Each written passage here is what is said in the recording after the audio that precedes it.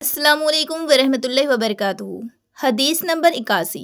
رسول صلی اللہ علیہ وسلم کو یہ فرماتے ہوئے سنا کہ علامات قیامت میں سے یہ ہے کہ علم دین کم ہو جائے گا، جہل ظاہر ہو جائے گا، زنا با کثرت ہوگا، عورتیں بڑھ جائیں گی اور مرد کم ہو جائیں گے، حتیٰ کہ 50 عورتوں کا نگران صرف ایک مرد رہ جائے گا۔ حدیث نمبر 82۔ میں نے رسول صلی اللہ علیہ وسلم کو یہ فرماتے ہوئے سنا کہ میں سو رہا تھا، اسی حالت میں مجھے دودھ کا ایک پیالہ دیا گیا، میں نے خوب اچھی طرح پی لیا، حتیٰ کہ میں نے دیکھا کہ تازگی میرے ناخنوں سے نکل رہی ہے۔ پھر میں نے اپنا بچا ہوا دودھ عمر بن خطاب کو دے دیا۔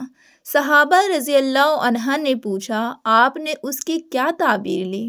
آپ صلی اللہ علیہ وسلم نے فرمایا، علم۔ حدیث نمبر 83۔ حجۃ الوداع میں رسول صلی اللہ علیہ وسلم لوگوں کے مسائل دریافت کرنے کی وجہ سے منا میں ٹھہر گئے تو ایک شخص آیا اور اس نے کہا کہ میں نے بے خبری میں ذبح کرنے سے پہلے سر منڈا لیا۔ آپ صلی اللہ علیہ وسلم نے فرمایا، اب ذبح کر لیں اور کچھ حرج نہیں۔ پھر دوسرا آدمی آیا، اس نے کہا کہ میں نے بے خبری میں رمی کرنے سے پہلے قربانی کر لی۔ آپ صلی اللہ علیہ وسلم نے فرمایا، اب رمی کر لیں اور پہلے کر دینے سے کچھ حرج نہیں۔ ابن عمرو کہتے ہیں، اس دن آپ صلی اللہ علیہ وسلم سے جس چیز کا بھی سوال ہوا جو کسی نے آگے اور پیچھے کر لی تھی تو آپ صلی اللہ علیہ وسلم نے یہی فرمایا کہ اب کر لیں اور کچھ حرج نہیں۔ حدیث نمبر 84۔ نبی کریم صلی اللہ علیہ وسلم سے آپ کے آخری حج میں کسی نے پوچھا کہ میں نے رمی کرنے یعنی کنکر پھینکنے سے پہلے ذبح کر لیا۔ آپ صلی اللہ علیہ وسلم نے ہاتھ سے اشارہ کیا اور فرمایا، کچھ حرج نہیں۔ کسی نے کہا کہ میں نے ذبح سے پہلے حلق کر لیا۔ آپ صلی اللہ علیہ وسلم نے سر سے اشارہ فرما دیا کہ کچھ حرج نہیں۔ حدیث نمبر 85۔ آپ صلی اللہ علیہ وسلم نے فرمایا کہ ایک وقت ایسا آئے گا کہ جب علم اٹھا لیا جائے گا، جہالت اور فتنے پھیل جائیں گے اور حرج بڑھ جائے گا۔ آپ سے پوچھا گیا کہ یا رسول اللہ، حرج سے کیا مراد ہے؟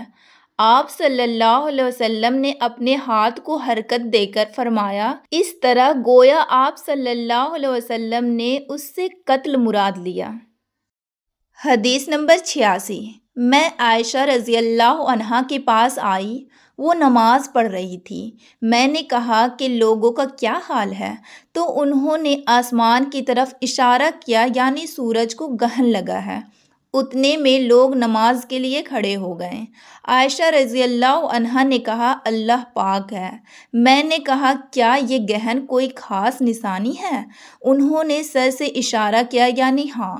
پھر میں بھی نماز کے لیے کھڑی ہو گئی، حتیٰ کہ مجھے غش آنے لگا تو میں اپنے سر پر پانی ڈالنے لگی۔ پھر نماز کے بعد رسول صلی اللہ علیہ وسلم نے اللہ تعالیٰ کی تعریف اور اس کی صفت بیان فرمائی۔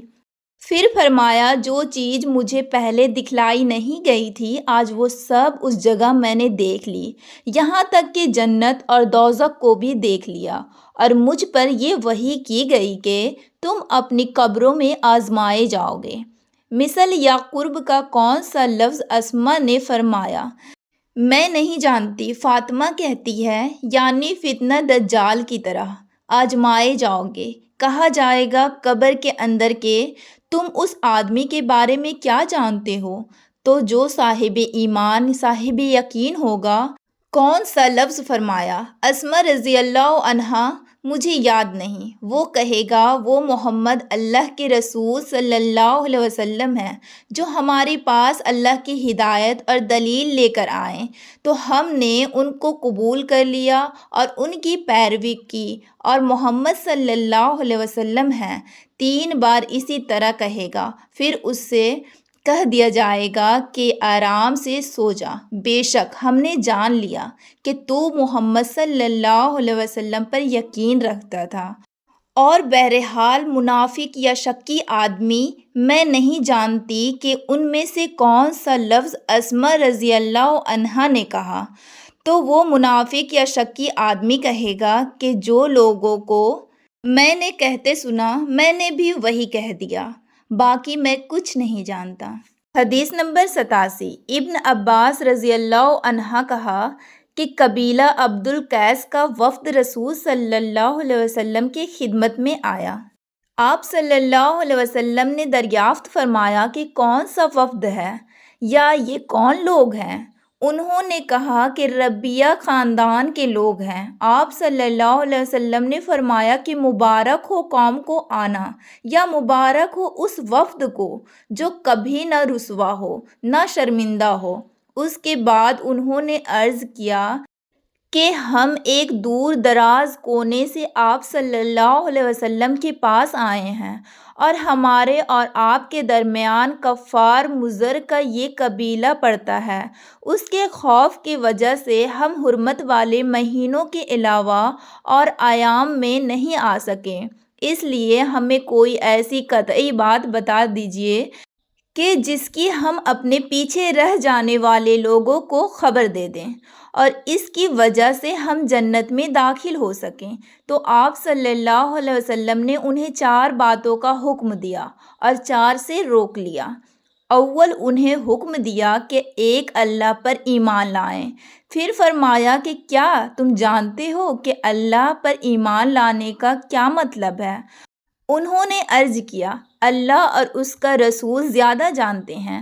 آپ صلی اللہ علیہ وسلم نے فرمایا، ایک اللہ پر ایمان لانے کا مطلب یہ ہے کہ اس بات کا اقرار کرنا کہ اللہ کے سوا کوئی معبود نہیں ہے، اور یہ کہ محمد صلی اللہ علیہ وسلم اللہ کے سچے رسول، اور نماز قائم کرنا، زکوٰۃ ادا کرنا اور ماہ رمضان کے روزے رکھنا، اور یہ کہ تم مال غنیمت سے 5واں حصہ ادا کرو، اور 4 چیزوں سے منع فرمایا، دبا، خنتم اور مزفت کے استعمال سے۔ اور چوتھی چیز کے بارے میں شعبہ کہتے ہیں کہ ابو حمزہ بسا اوقات نکیر کہتے تھے اور بسا اوقات مکیر۔ اس کے بعد رسول صلی اللہ علیہ وسلم نے فرمایا کہ ان باتوں کو یاد رکھو اور اپنے پیچھے رہ جانے والوں کو بھی ان کی خبر دو۔ حدیث نمبر 88۔ عقبہ نے ابو احاب بن عزیز کی لڑکی سے نکاح کیا تو ان کے پاس ایک عورت آئی اور کہنے لگی کہ میں نے عقبہ کو اور جس سے اس کا نکاح ہوا ہے اس کو دودھ پلایا ہے، نہ تو نے کبھی مجھے بتایا ہے۔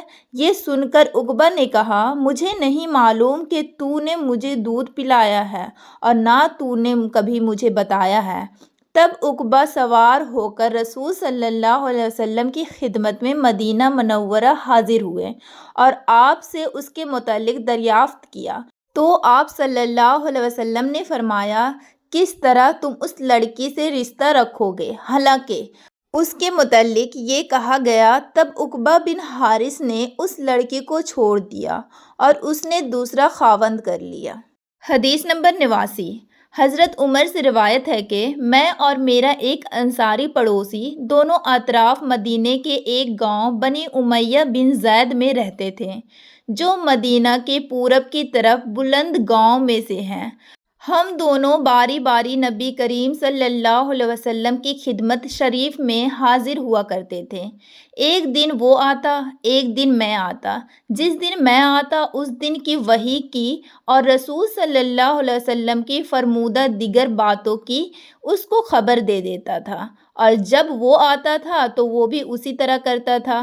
تو ایک دن وہ میرا انصاری ساتھی اپنی باری کے روز حاضر خدمت ہوا۔ جب واپس آیا تو اس نے میرا دروازہ بہت زور سے کھٹکھٹایا اور میرے بارے میں پوچھا کہ کیا عمر یہاں ہے؟